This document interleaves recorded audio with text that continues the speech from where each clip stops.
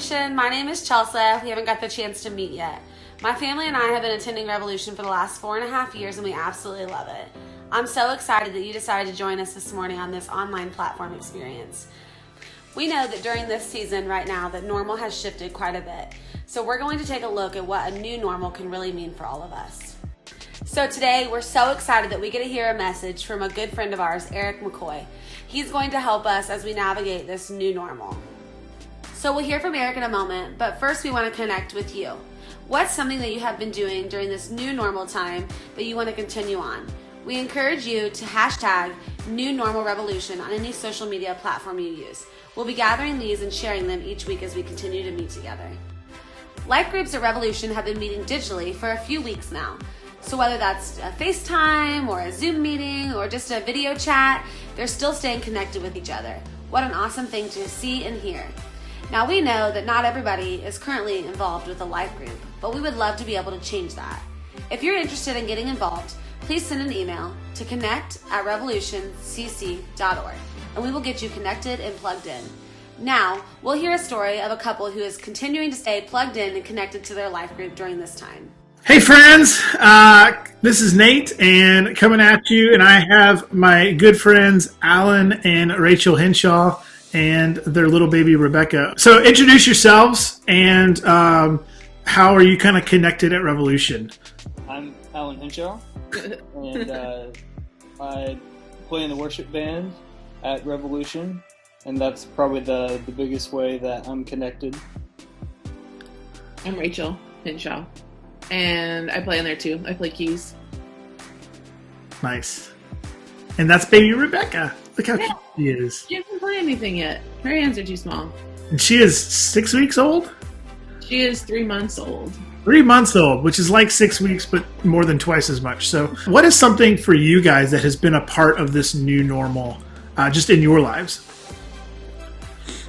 So recently we've been doing a lot of Zoom call meetings just like this one, meeting with both of our families as well as friends, life groups, groups playing games together. Rachel has been talking to trombone sections from college years past, Nice. From over 10 years ago. So just lots of online connecting with people that we may not have connected with before. Mm-hmm. It's been really great because like my family lives in Chicago and his family lives in Richmond, so we don't really get to see them, and we just discovered that we could like see each other every week if we wanted to using videos. So that's been really cool, and saying hi to people, checking up where they are, and suddenly everybody kind of cares and wants to know where you're at, and people you would have never thought of before. So it's been really cool. Yeah, that's awesome. I love that you bring that up because, I mean, we talk about kind of the power of connection a lot, you know, at Revolution. And so, and actually, I mean, you guys are in a life group, right? I know that because I am also in that life group. What pushed you guys to join a life group? I mean, we had always kind of been those people where we said, okay, well, we're in the worship band, and that's our life group, which it is like a life group, but not the same. Or we'd say, okay, well, we play softball in the summer, and that's our life group. And so it was just kind of cheating around the answer. And I think you just kind of came right out and said, hey, we're starting a life group. It's young families. You don't have to have a babysitter for anything. Like, join us. I think it helped that we knew you and knew maybe one other family in there, one or two. And so it just kind of, it took somebody outright asking, and we said, yeah, like that would be a good idea. Maybe someone just even needs to hear that today, that like, you know, maybe there's someone that you need to ask, like, hey, someone you need to ask to join your life group, because that might be the little bit of push that they need. Mm-hmm. How has still being in a life group and us still meeting weekly, how has that impacted you guys during the season? Yeah, it's definitely a way to get out of your home life, I guess, for just a little bit, and meet with people that are not actually there with you. So whether you're feeling alone or stressed out because of things at home or things that you have to do, it's nice to get away just for a little while and meet with people that are feeling the exact same way. And you think it's not like, oh, it's not the same, we're on video, but really, like, we haven't seen you in forever in person, but the one time we did, I was like, oh, it's just Nate. Like, we just talked to him yesterday. I'm like, what? No, we talked to him on a video. Like, it's really a lot more similar than you'd think. So it's really nice to still be able to see people and catch up and talk to them and see life, even if it hasn't changed that much. Awesome. Well, I guess last question I have, like, is there anything you would say to people who are not in a life group and maybe have thought about that or whatever? Any advice or anything you would say to them? I'd say that for us, I think because we were so busy, it came down to, well, we don't think we have time. You know, we were at school really late and had contests on Saturdays, and we're in, multiple ensembles. And once we kind of joined, and then shortly after we were quarantined at home all the time, we realized that, or at least I realized that I needed to make a priority of not being so busy, not overcommitting and being, home and relaxing, but also being with Rebecca more. So I think that was kind of a poor excuse for us, and that if we hadn't had this quarantine, maybe we wouldn't have realized that we needed to prioritize the time and make time for important stuff. And it also may be a little intimidating to get into a small group with people that you may not know, and that can be strange at first, but it really wasn't that way at all. And you kind of meet people on the first night, and then they're just a part of your group, and they become really good friends very, very quickly. So that was a great addition to our life, meeting new people very quickly and having that weekly now. Awesome. Oh, I love it. Well, hey, thank you guys so much for taking time, especially with baby Rebecca, for joining us. And anything else you guys want to say to our church or our community today? Just to stay safe, and things have kind of gotten a little balloony over there in Cass County, so everybody stay safe. We want to see everybody again. All right. Well, hey, thank you guys so much. We love you, and we can't wait. Thanks again for sharing, and we can't wait to see you again. Bye. Thanks for having us, Nate. Thanks for sharing, Hinshaw family. What an awesome thing to hear.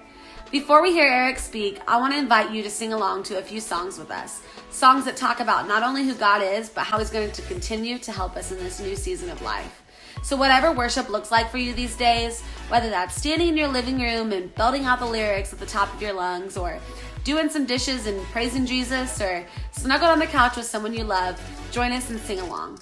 No worries though, friends. Social distancing rules applied, and all proper precautions were taken during the recording of the video.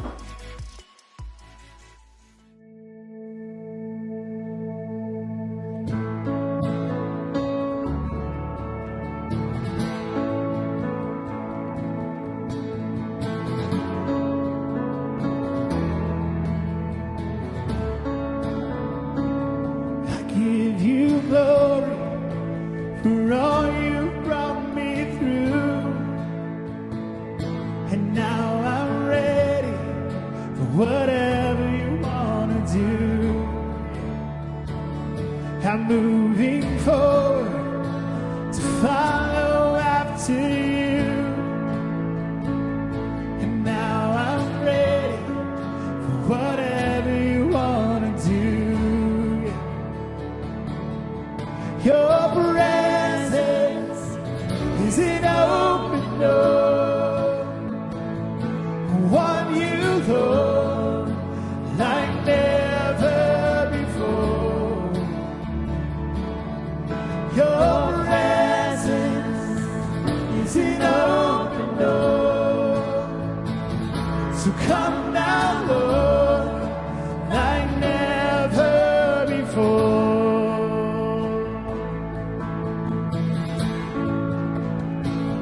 In every season, your grace has been enough, and I'm believing the best is yet to come.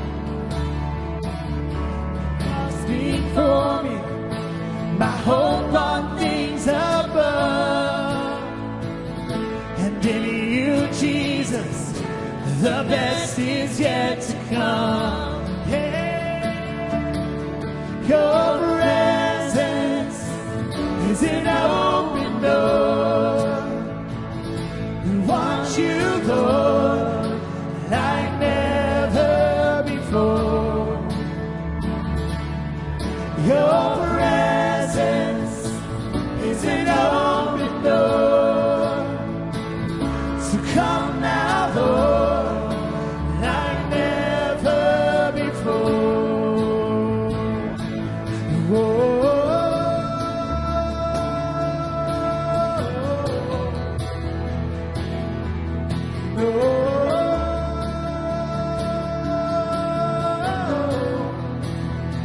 Come on, this is our hope today. I know breakthrough's coming by faith. I see a miracle. My God made me a promise and it won't stop now. I know breakthrough's coming by faith. I see a miracle. My God made me a promise and it won't stop now. I know breakthrough's coming by faith. I see a miracle. My God made me a promise and it won't stop now. Won't stop now. I know breakthrough's coming by faith. I see a miracle. My God made me a promise and it won't stop now.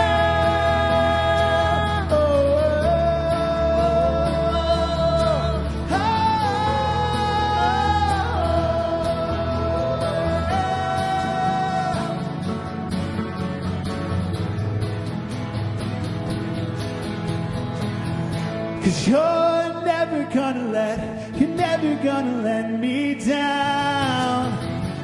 You're never gonna let me down. You're never gonna let me down. You're never gonna let me down.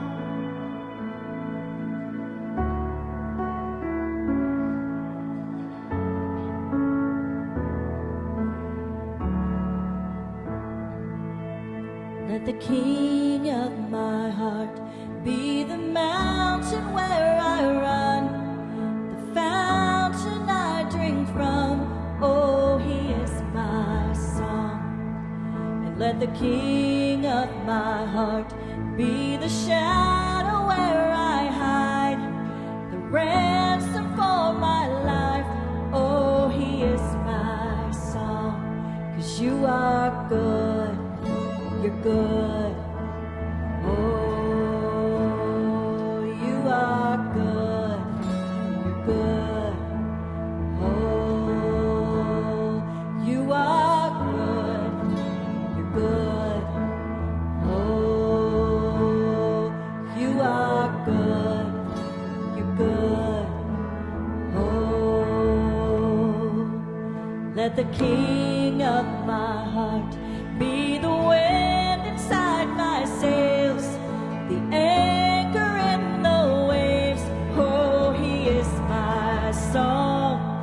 And let the King of my heart be the fire inside my veins, the echo of my days. Oh, he is my Come on, sing it again, the King of my heart. And let the King of my heart be the wind inside my sails, the anchor in the waves. Oh, he is my song. Let the King of my heart be the fire inside my veins, the echo of my days. Oh, he is my song. 'Cause you are good. You're good. Oh,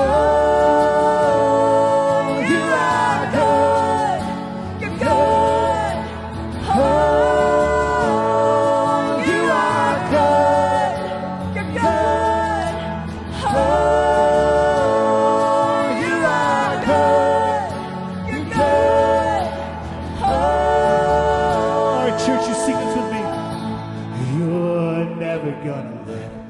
never gonna let me down. Come on. You're never gonna let me down. Oh, this I know. You're never gonna let me down. You claim that today. You're never gonna. Come on, over your homes, over your family, over this community, let's sing. You're never gonna let me down. You're never gonna let me down. You're never gonna let me down. Yes, I know. You're never gonna let me down. You are good. You're good. Oh, you are good. You're good. Oh, you are good. You're good. Oh, you are good. You're so good. Oh, come on. You're never gonna let me down. You're never gonna let, and I cling to that promise today, Lord. You're never gonna let me down. You're never gonna let me down. You are good. You're good. Oh, you are good. You're good. Oh, you are good. You're good. Oh, you are good. You're good. We know that you're good, God. Not because of the circumstances we're in, but because you've demonstrated your goodness over and over and over again in our lives, God. God, whether it's by taking care of us financially, whether it's by giving us food to eat and a roof over our head. God, I think of my friend Mike, who you cured from cancer this week, and he was found to be cancer-free. God, your goodness there. We praise you for your goodness, God. And we thank you that you are good. You are good, good. Oh, you are good. You're so good. Oh, you are good. You're good. We sing, oh, you are good. Good. Oh.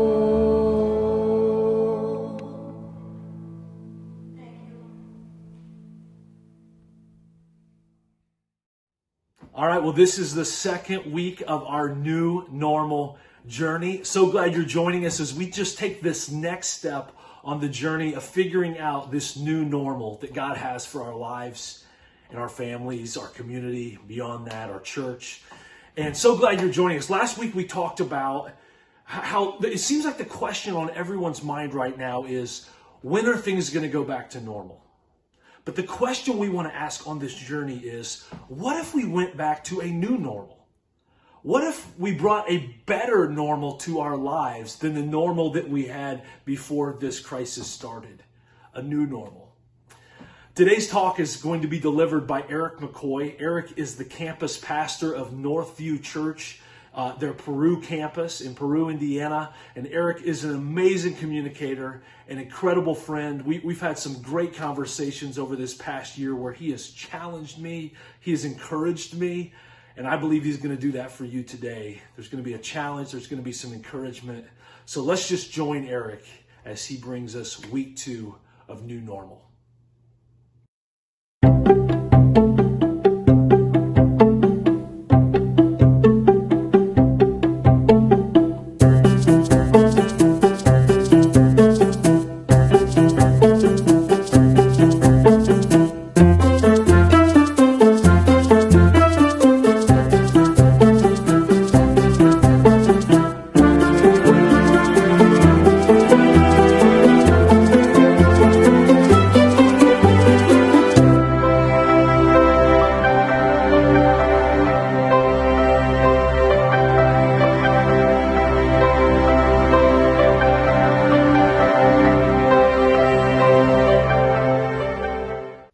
What's up, Revolution? My name is Eric, and I am so excited to be with you.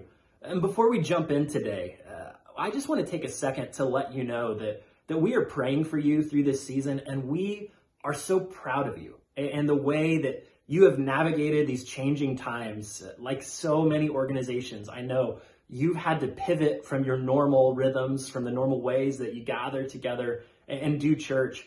But I just want you to know that as somebody from the outside who's been looking in, I'm so proud of the way that you have kept the mission front and center, that you've remembered that church is not about buildings or gatherings. It's about people, and it's about this mission to introduce people to Jesus. And so I just want you to know that you're doing a great job, and that God is going to continue to use this season in a really unique way. So keep going, and we're honored to be with you through it all. Today, we're going to continue a conversation that Anthony, our lead pastor, kicked off last week called The New Normal. And I love that we called this not another series that's just going to last a certain number of weeks, but we called this a journey that we're going on together.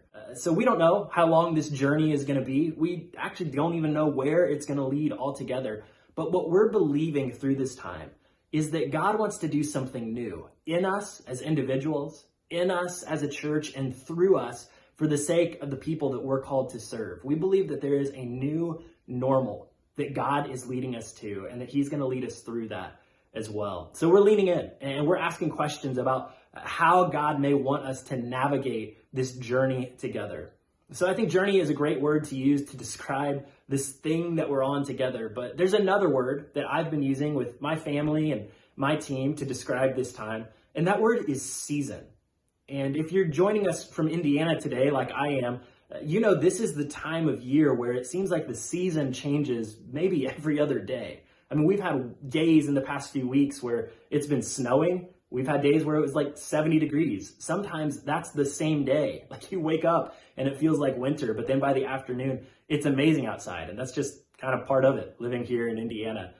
But wherever you're joining us from today, we've all experienced the change of seasons. And sometimes seasons change kind of gradually. Like I think about the change from summer into fall, where you may notice the leaves starting to change a little bit, but in general, the weather still feels nice. You can still go outside and still do a lot of the same activities. So it's this gradual change from summer into fall.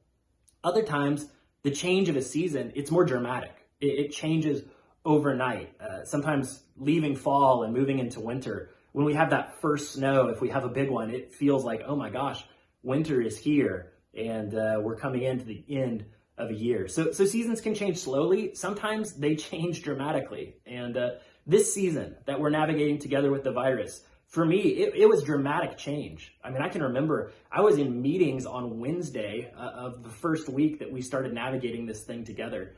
And we were planning for business as normal. And by the end of the day on Thursday, just one day later, we were completely changing our plans, completely pivoting, and feeling like, oh my gosh, normal has changed. We're stepping in to something new. This is a new season. And the reason I want to talk to you today about seasons is because I think it's important for us to be aware when seasons change. That if we don't recognize when a season is changing, if we don't prepare and actually change with the season, then we can miss out on what that season is intended for. Let me tell you what I mean. If you looked outside the window that I'm looking out right now, we're hanging out in my living room right now, but if you looked out the window, you would see my backyard. And I would be so embarrassed for you to see my backyard right now because it looks pathetic. There are just patches of dirt where there's supposed to be grass, and it's a mess. The soil is all compacted and nasty and dry and cracked. And there's actually this thin layer of algae that's just started growing in our backyard. It's like I need to trade in my man card because it looks so bad. But the reason my yard looks like that is because for the past 4 years, every time summer starts to transition into fall, I've told my wife, hey, I need to make some plans to plant some grass back there. I mean, I've got to take care of the lawn. I've got to fertilize things and get it all ready for next season so that it's going to be great the next time around. And I've even gone as far before as to go out and buy grass seed and buy fertilizer and get ready for that season, only to miss the season when it comes. I can't tell you how many times I've had the stuff, I've been ready to go, And next thing I know, it's snowing. And I realize, oh my gosh, I missed fall altogether. And then all of my plans, all of my preparation, sometimes all of the stuff that I've bought to make that yard look amazing for the next season, it's wasted because I didn't recognize the season when it came.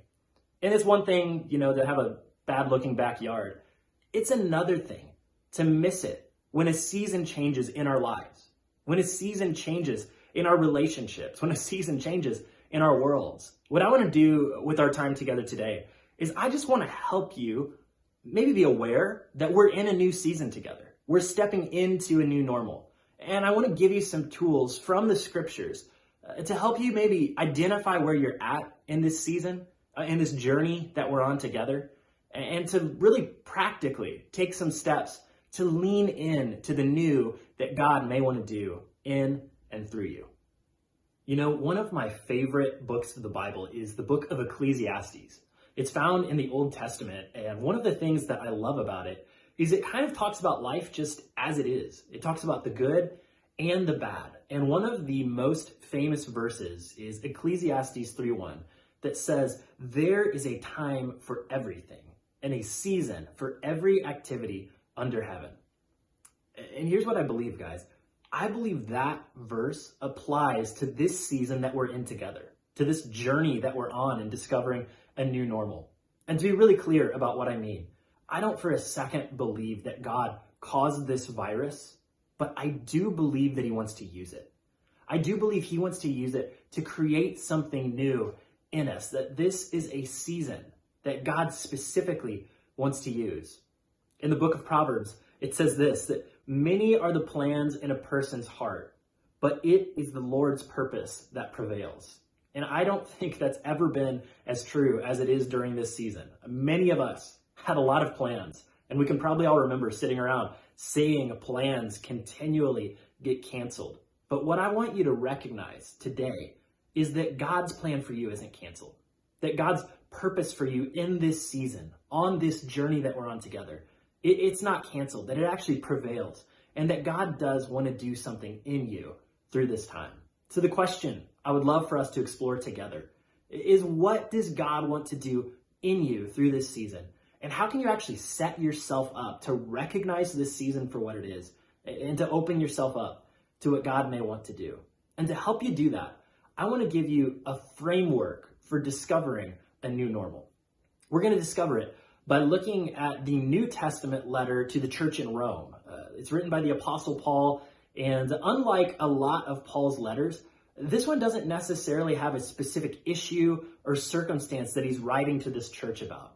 We don't exactly know why he was writing it. A lot of scholars think this was one of his later letters as Paul was getting ready to go and hopefully plant a church in Spain, and that maybe he was thinking Rome would be kind of a home base for him as he continued to move forward the message of Jesus. At any rate, it's one of Paul's most read letters. It's one of the most famous books of the Bible, where Paul goes on and explains at a really high level everything that God had done through Jesus. And we're going to pick things up today in chapter 12. And what Paul has done throughout this letter is he spent the past 12 chapters talking about the amazing thing that God has done through Jesus. That God had raised up Jesus to fulfill his promise, to offer salvation to everyone, and how that really did change everything. And then Paul makes a transition at the start of chapter 12. And he starts to move from this kind of lofty theological talk into a little more of a practical advice on what it meant to live in light of what he had just said. And so for us, I think we can look at this and begin to see this framework on how we can practically live as we navigate a new normal. So Paul picks things up in Romans chapter 12, verse 1. And he says, "Therefore, I urge you, brothers and sisters, in view of God's mercy." And I want to pause this right there. We'll come back to this idea a little bit later, but I just want you to recognize with me that as Paul is making this shift into some practical advice that we can actually apply in finding our new normal, he's saying that it's not like, hey, those past 12 chapters, I just talked about some really cool, lofty stuff, and now let's get to the meat. He's actually keeping his focus the same. He says, look, brothers and sisters, in view of God's mercy, in view of everything that I was just talking about in terms of salvation and eternity and what it means for us, we can live a different kind of way. And then he goes on and he offers some instruction that I think can give us 3 different lenses through which we can view this season that we're navigating together. The first, he goes on to say that you should offer your bodies as a living sacrifice, holy and pleasing to God. This is your true and proper worship. And so for you, this season, maybe it needs to be a season where you practice surrender. Maybe it's a season where you need to sacrifice something towards God. And you may be thinking, Eric, this is a season where I've had to sacrifice so many things. I mean, my normal is gone. My rhythm is gone. Do you know how many things I've had to surrender to God? And I get that. I mean, in so many ways, this has absolutely been a forced surrender on many of us, where we had to let go of our plans. We had to let go of our expectations. Some of us, maybe you're navigating the real extremes of this thing, and you had to let go of your job. Maybe your finances look like a wreck right now. Maybe it's impacted your health. I mean, this is such a serious thing that's impacting all of us differently, and I want to be sensitive to that. But if you're at all like me, I think there's a temptation for us to be forced to surrender in some ways, but not to really surrender at a heart level, our own expectations, our own efforts.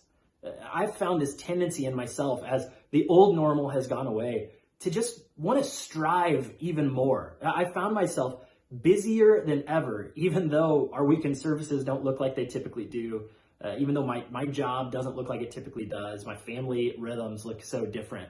I found myself still striving, still trying to control things. And what I want to challenge you in today is, what if in this season, God is actually inviting you to trust him more by acknowledging and surrendering control?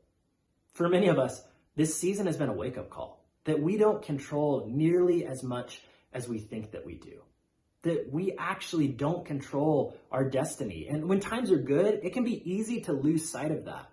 But in this moment, I think God wants to use this season to create a new normal of trust as we learn to offer ourselves to him, recognizing we don't control the outcomes of very many things in our life. All that we can do is trust and offer ourselves back to God. There's a famous psalm, Psalm 46, and towards the middle of it, there's this verse that many of us may have heard before. It says, "Be still and know that I am God." But there's another translation that I think really hones in on this season in a unique way. It says in the New American Standard Version, "Cease striving and know that I'm God." It's not just about like, be still, go to a quiet place. It's about our inner life. It's about stopping this striving for control, this desire to be able to hold every outcome in our hands, but instead to recognize that God is on the throne, that God is in control, and that actually by giving up, by surrendering, by opening ourselves to trust his control for our lives, we actually open ourselves up to experience freedom. See, it's counterintuitive, but surrender is actually the pathway to our greatest freedom in life and in our relationship with God. And sometimes I think surrender can be as simple as surrendering to the brutal, honest facts of where we're at. It may be for you. What God wants to do in you as we navigate a new normal is he wants you to be honest with him for the first time. He wants you to admit that this is hard and that you really want to be able to control things. You really want to be able to control your schedule. You really want to be able to control and find security in your finances. I challenge you, if you find yourself in that space, surrender it to God by being honest to God, by acknowledging the brutal facts of your reality and trusting God with it. Just saying, God, here I am, and you can have me exactly as you find me today. Maybe for you, that's what practicing surrender in this season looks like. I would say surrender is something that has to happen daily for me. And I recognize the days where it does happen and the days when it doesn't. If I wake up and my feet hit the floor and I try to just start running, especially right now, if I try and start running in my old rhythms, really quickly I find myself frustrated. I find myself striving to try and get some control, to try and make plans for an uncertain future. And it leads me to this space of frustration. But if I slow down, if I recognize that I need to start my day and surrender to God, and actually spending time with God by reading his word, by praying to him, by inviting him to lead me in this season, it can change everything for me. So surrender, it's not something we do once to God, and then we just settle back and try and navigate life on our own. Surrender is a rhythm that we have to practice, especially in this season, every single day, where we choose to say, God, it's not about my plans. It's not about my desires. It's not about everything that I want or everything that I expected for this time. I want to give myself to you. And in giving myself to you, I want to open myself up to what you may want to do in me and through me for this time. So maybe for you, that's enough today. You need to practice surrender in this season. But the Apostle Paul goes on. He says this. He says, do not conform to the pattern of this world, but be transformed by the renewing of your mind. See, trusting and surrendering to God, becoming that living sacrifice, it doesn't mean that we don't take action. It doesn't mean that we do nothing. It doesn't mean that we just kick back and wait. In fact, I would say that is more the pattern of this world. If I lean into the pattern of what I naturally want to do in this season, you're going to find me on the couch. You're going to find me just snacking my way through it, or binge watching TV shows, or video games have been my thing lately. When my stress level rises, I just check out and I want to just sit in front of the screen and do nothing. That's not what God wants for me. And it's not what God wants for you. God doesn't want you to waste this time. He doesn't want you to just sit back and wait. He doesn't want you to conform to a pattern of this world that says you should just escape. You should just hide. I mean, maybe for you, your escape is something more serious. Maybe you struggle with alcohol abuse, and this season has just been a trigger for that addiction. Maybe you struggle with depression, and this season has just flared that up for you. God said, don't conform to the patterns of this world, but rather be transformed by renewing your mind, by doing something, by cultivating habits that actually lead to the life that God wants for us. So for some of us, this season, it's not only a season of surrender, but it needs to be a season of care, where we focus on rhythms that actually lead us into the life that God wants for us. One of the most helpful tools that I've discovered in navigating my life's rhythms is this silly acronym that says RPMs or RPMS.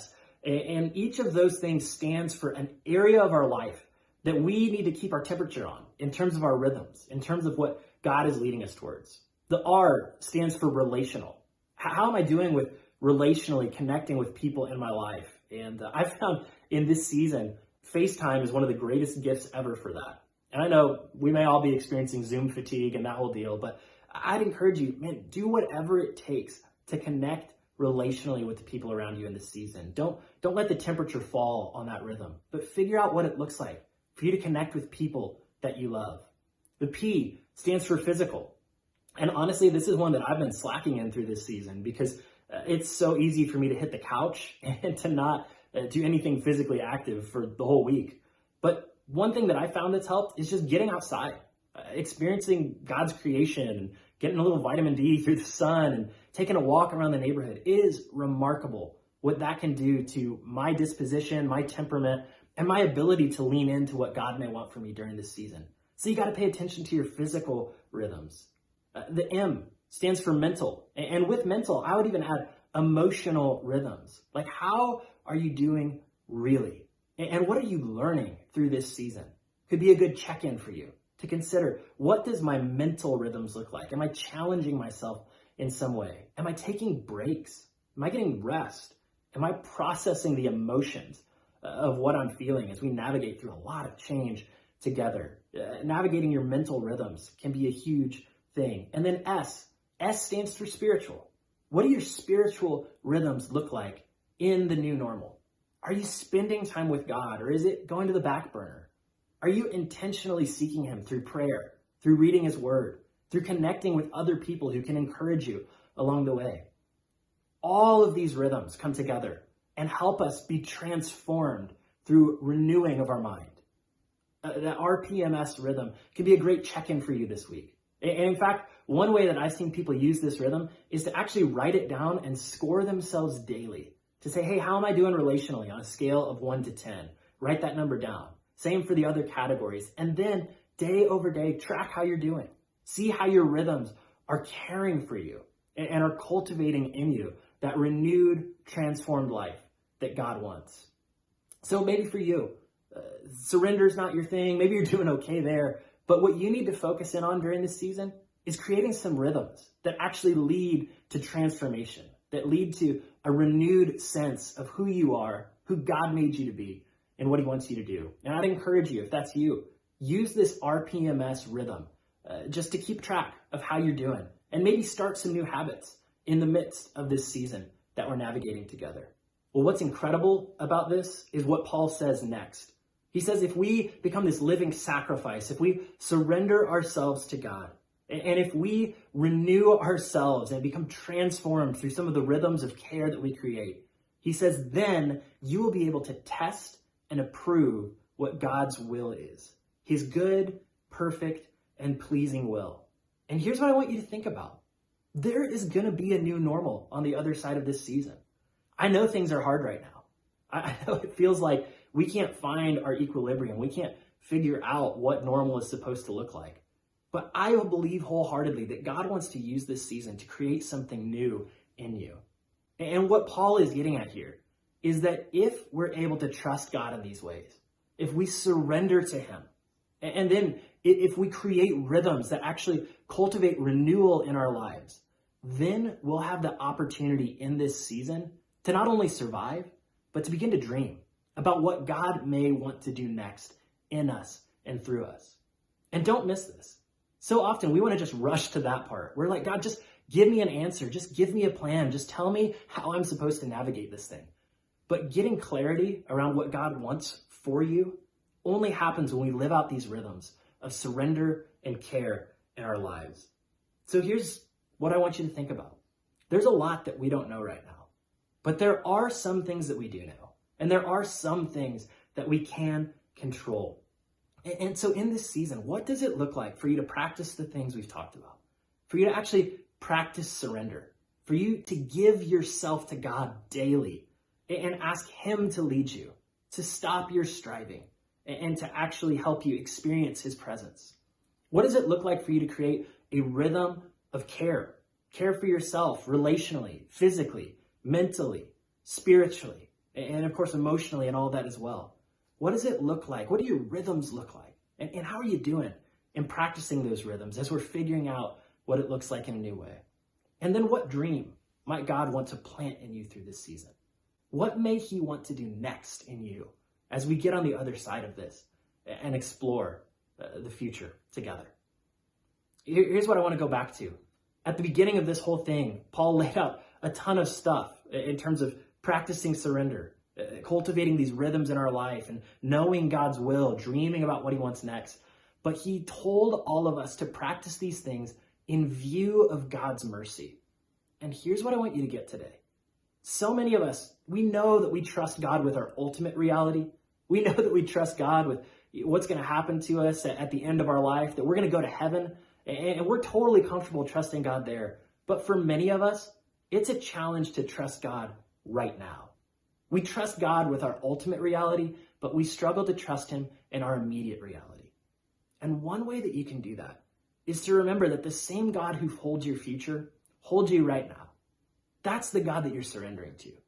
That's the God who wants to create something new in you. And that's the God who's going to come through for you as we step into this new normal together. God not only holds your forever, he holds your right now. And he wants to lead you in these rhythms of discovering a new normal together. So as we wrap up, here's what I want to challenge you to do. I just want to leave you with a few questions. And I would encourage you, whether you're hunkered down at home, maybe you could use these questions with your family this week to check in on one another in this framework that we're talking about. Maybe you're a part of a life group and you want to use these questions just as a check-in with your group this week as you're meeting together over Zoom or whatever that looks like. And maybe you're here and you're not yet a part of a group. Reach out to our team, and we would love to connect you with people who could help you process this season together. But the questions are simply this: where do you need to surrender? Where do you need to create a new rhythm? And what do you need to dream about during this season? Where do you need to surrender? Where do you need to create a rhythm? And what do you need to dream about in this season? Friends, if we practice this rhythm, this framework, I am so confident that God is going to lead us into a new normal, and he's going to help us discern and know what he wants us to do in this time together. Well, hey, church, man, what an incredible word from Eric. And Eric, thank you so much, buddy, for that challenge. And we're gonna leave those 3 questions up for just a few seconds here, so you can write those down if you need, or pause this and get them, take a screenshot of it with your phone. But man, we encourage you to, just like he said, maybe take a few moments to talk through those with your family or whoever you're watching with, or better yet, take those to your life group and talk through those a little bit. And man, again, if you're not in a life group, we would love to help connect you with a life group. If you will send us an email at this email address that's going to pop up on the screen, connect@revolutioncc.org. We would absolutely love to help you get connected. And if you're in a life group, or maybe you even lead a life group, maybe today the challenge that you need to hear, and again, we said that earlier with Alan and Rachel Hinshaw, like maybe you just need to go and invite someone. Maybe there's someone that has been taking part of our online services, but needs a little bit of push with that next step of connecting. Man, you can be the one to reach out to them today and give them that little bit of a push. Invite them to join you in your life group this week. And if you're a life group and you haven't met or haven't been meeting in this digital season, man, we would absolutely encourage you to do that. There's several ways you can do it, whether it's Zoom or some other resources, even just FaceTime if you have iPhones. But what an incredible way for us to just encourage one another, to pray over each other, love on each other. And honestly, it helps a lot with that mental health a little bit that Eric has talked about in those RPMs. It's absolutely key for me to be able to have some interaction with other people throughout the week. And so it's a great thing to be able to do. Church, know that we love you. We are so thankful for each and every one of you that joins us each week. And I just want to say, we see it each week, but I just want to say a special thank you to those of you who have been contributing to the church in this season. Whether it's financially, or maybe you are serving on a team. Maybe you're like Chelsea and want to help give the host spot, or different things like that. There's so many people that are helping make this happen, and to help that are helping keeping the mission of helping people find Jesus and live like him, making that happen. And so if you want to give today, there's 4 ways you can do that. They're going to come up on the screen here. And I would just encourage you, if you've never given before and are maybe a little hesitant, I would just challenge you to give today, because God blesses those who honor him by giving, especially in seasons of financial hardship. And so, man, make the choice to give today as a way of saying, God, I trust you. And I want to honor you. And so I'm going to do this knowing that you have my back, that you're holding me in your hands, that you are good, just like we sang earlier. And this week, as we recorded those songs, we actually recorded one more song that we want to share with you. My good friend Tracy wanted to sing this song over you guys. And this is just a truth that we are clinging to today. So sing along with us.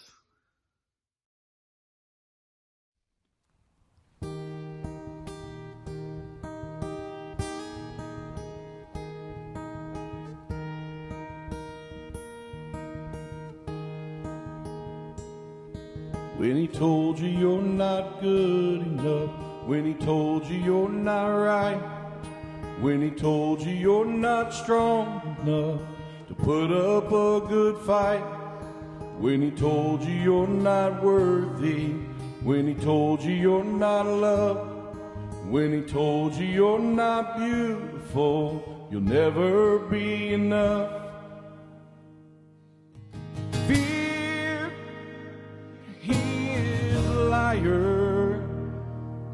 He will take your breath, stop you in your steps. Fear, he is a liar. He will rob your rest and steal your happiness. Cast your fear in the fire. 'cause fear, he is a liar.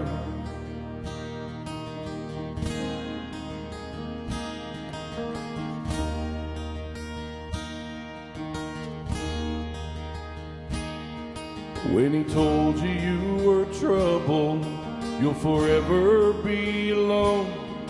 When he told you you should run away, you'll never find a home. When he told you you were dirty, and you should be ashamed.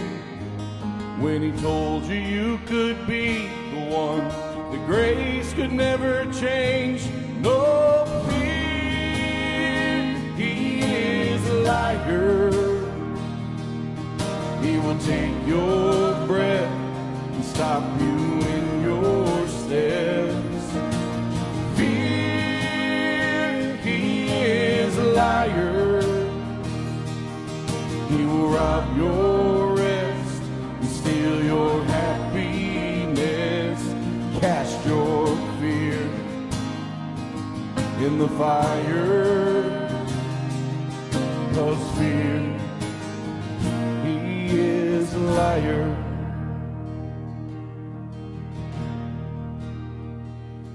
Let your fire fall and cast out all my fears. Let your fire fall, your love is all I fear. Let your fire fall and cast out all my fears.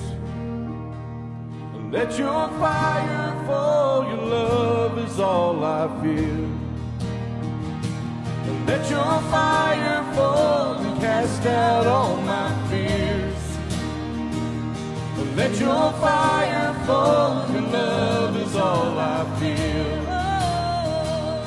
Let your fire fall and cast out all my fears.